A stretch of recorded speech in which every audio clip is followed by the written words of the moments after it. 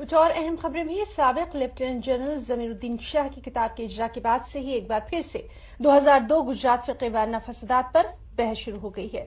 इस मामले को लेकर जहां गुजरात में मुस्लिम तंजीमों से वाबस्ता लोग अपनी अपनी राय पेश कर रहे हैं, वहीं कुछ लोग मुतालबा करने लगे हैं कि इस पूरे मामले की एक बार फिर से जांच होनी चाहिए ताकि हकीकत सबके सामने आ सके।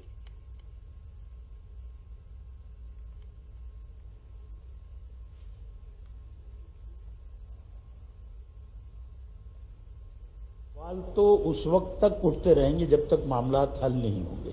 आप देखिए 84 में दिल्ली में जो सिखों के खिलाफ हुआ था, आज वो भी केस जिंदा हैं, कोर्टों में चल रहे हैं। ये तो 2002 की बात है। जमीरुद्दीन शाह साहब की किताब आजकल चर्चा में है, सरकारी मुसलमान।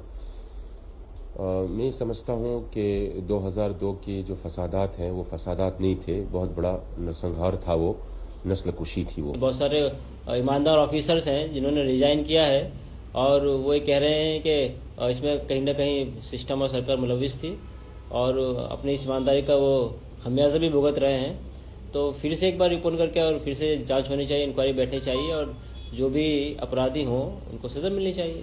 2002 के दौरान सही में ऐसा हुआ है, आर्मी को साधन नहीं दे पाए इसलिए वो जा न पाए और 24 घंटे का तो अल्टीमेटम संजीव भट्ट ने भी दिया था। एफिडेविट किया हुआ है संजीव भट्ट ने कि 24 घंटे तक काम नहीं करने का, कोई बचाव की कामगिरी नहीं करने का, ये तो सीएमओ की तरफ से था ही।